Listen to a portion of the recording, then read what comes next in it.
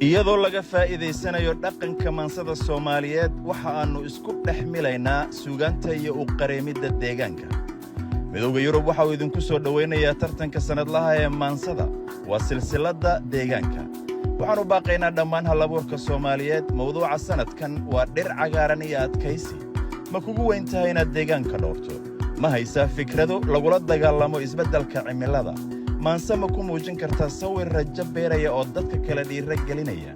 adiga iyo qof aad jaal tihiin ma abuuri kartaan maanse talantaali ah? waa talantaali oo saamayn leh. codkiinna dhiibta.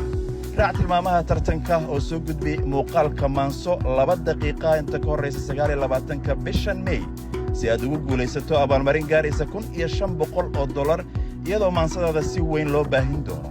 dhiira geli, hal abuur, wax beddel. si wada jira waxaan u qaabayn karnaa mustaqbal cagaaran. ilaan berri maanta ayay ka bilaabantahay. iimaylkan ku soo dir muuqaalka maansadaada wixii soo kordhana kala soco deegaanada Midowga Yurub website-ka iyo baraha bulshada. guulayso.